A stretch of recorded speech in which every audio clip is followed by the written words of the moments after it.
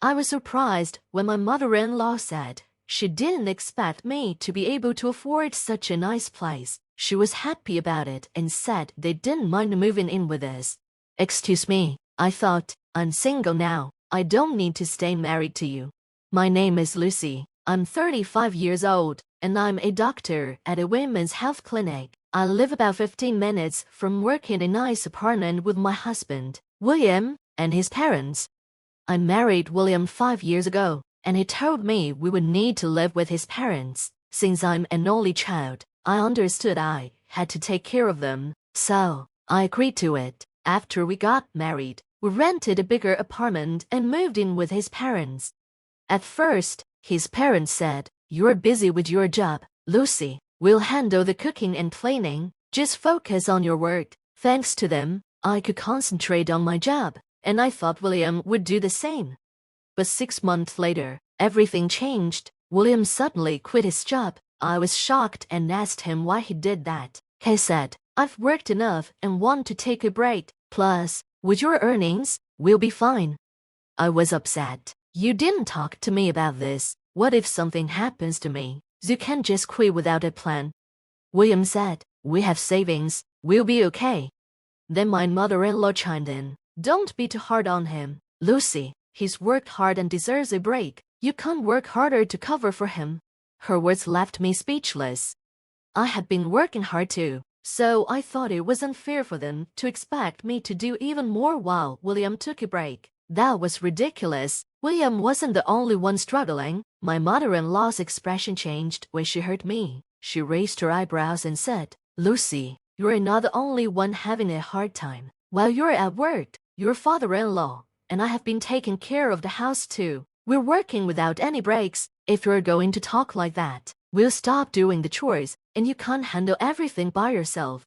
I was stunned. Then she and William left the room to watch TV. From that day on, I was left alone to do all the chores and manage my job. My in-laws often ordered takeout because they didn't want to cook. They even demanded I give them more money for food.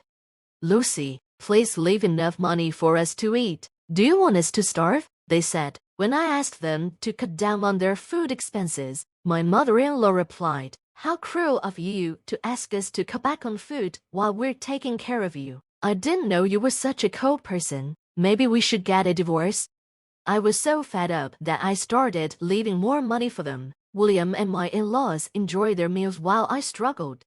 One day, during my work break, I went to a gas station near the hospital for a quick shopping trip. When I went to pay, I realized I didn't have my card and that my wallet had less money than usual. I was puzzled and rushed home after work. When I got home and entered the living room, I saw a brand new, large television. "Welcome back, Lucy. You're home early. Isn't it nice?" they said, all with sly smiles on their faces. "What is this? How did you afford this?" I asked, confused. "We had savings, obviously," my mother-in-law said. "Oh, Lucy, we didn't know you were saving so much for us. You should have told us earlier. Now that you're being such a good daughter-in-law, we can't buy a lot more things. You've finally proven yourself useful." I spotted my card on the table. "So, you used my savings, but how did you get the pin?"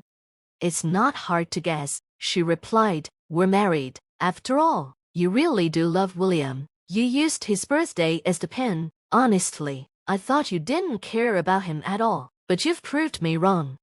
"That's not it," I said. "I just didn't change the pin since we got married. There's no way I could love William as he is now." My mother-in-law and William got carried away, saying, "Well, you haven't acted like a proper daughter-in-law, so there's no point in fussing over this. The only way you can honor us is with money. From now on, please give us 3,000. No, 4,000 a month. Don't hide your money from us. We want our fair share." William had the nerve to add that, and I was furious. "This isn't a joke. Why should my hard-earned money go into your pockets? If you want money so badly, then get a job. This goes for you too. Mother-in-law and father-in-law, have some decency and think about our finances before trying to take my money." They were stunned for a moment, but it didn't take long for my in-laws to respond. "What an insolent daughter-in-law you are. Is that how you speak to your mother-in-law? You show no gratitude. We don't need a daughter-in-law like you for anything except money. You're nothing but a daughter-in-law whose only value is her money. There's a limit to disrespect, my father-in-law shouted. Enough of your nonsense, William yelled as he went to his room. I thought he had left for good, but he came back with a piece of paper and shoved it at me. I have something for you, he said. It was a divorce paper. William's name, along with my in-laws' names, was written in the witness section of the divorce papers. Go ahead and file it if you dare. But you'll have to move out of this condo. I can't live with a stranger. Unlike his wife, William is capable, they said. We can't overlook your rudeness this time, but if you talk back to us again, we'll make sure William divorces you. They all laughed loudly, which made me both angry and a bit happy. I wanted to celebrate, but knew it was too soon. I took a deep breath and said, I'll start moving out my things. I headed to my room, while my in-laws and William looked confused. Did they think I would apologize out of desperation? What a silly idea. The divorce papers even had a signature on them. I quickly packed my valuables and told them, I'll be leaving now. Please don't come to me for help. With that, I left the condo, taking the divorce papers with me. I spent the night at a nearby business hotel and canceled the card William had used. When I checked my balance, I found that my card, which once had over $10,000, only had $3,000 left. I wondered what they had spent so much money on. Luckily, I had more savings into other accounts. Although it hurt to see $7,000 gone, I knew it was worth it to cut ties with that family. The next morning, I went to the city office and filed the divorce papers. They were accepted, and when I checked my family register, I confirmed that I was officially divorced. Finally, I had cut ties with that mother and son. I wanted to jump for joy, but I still had things to do. I went to a real estate agency to buy a house for myself using the money I had saved. This experience taught me how important it was to live freely. I realized that I needed to take action whenever I wanted something. I bought a new single-story house with a spacious living room, a practical kitchen, and a walk-in closet. Everything was mine. That same day, I bought all the furniture I needed and moved what I could into the house. The next 3 days were spent shopping. It was hard work, but it was the most fun I'd had in a long time.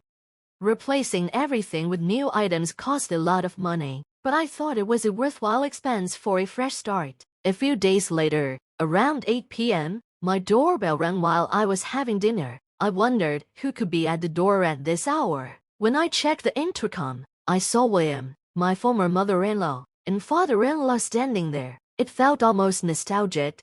I opened the door, and William immediately confronted me angrily. What the hell were you thinking? Moving out without telling anyone? That's crazy. My former in-laws tried to calm him down. Once he's settled, they said they'd complain later. Look at this house. It's bigger and more comfortable than our condo, they added. Suddenly, they barged into my home without permission. Wait, don't just walk in, I protested, but they ignored me. This is our house now. What's wrong with us coming in? They continued into my house. I looked around and realized the furniture wasn't my style, but the place itself was decent and comfortable, probably better than the condo we had shared. William commented, I didn't expect you to afford such a nice place. Great job. We could move in here with you. Excuse me, I replied. Who said you could live here? I'm not getting divorced, and you're not my family anymore. They exchanged confused glances. I'm not married anymore. I'm single. The room fell silent. They didn't seem to understand what I was saying. What nonsense are you talking about? You think you can't just disrespect us like this?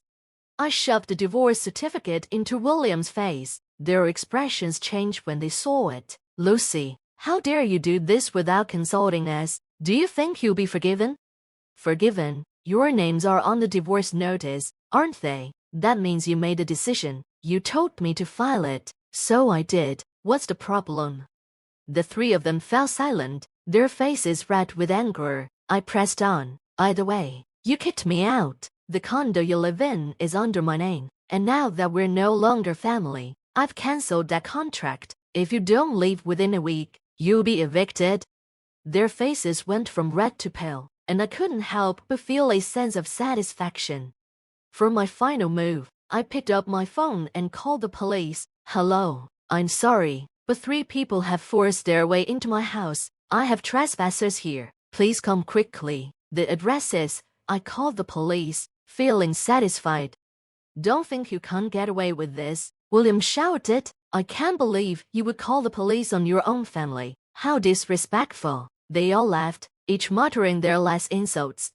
Now that I had declared I was single, I thought my battle was over. I expected those 3 to cause trouble at the hospital where I worked, but surprisingly, they never showed up. Instead, they stubbornly stayed in the condo even after their eviction notice. When I received a call from the real estate agent, I told them those people were strangers to me. As a result, they were charged with trespassing and dealt with by the police. Each of them was fined $1,000, but they didn't have that kind of money. A relative from the countryside paid for them, and they were taken away to help out on a farm for free. As for me, everything was going great. My new life was comfortable, and I had forgotten how nice it was to live alone. After being away from living for myself for so long, each day felt fresh and exciting. From now on, I plan to enjoy every day to the fullest and make the most of my life.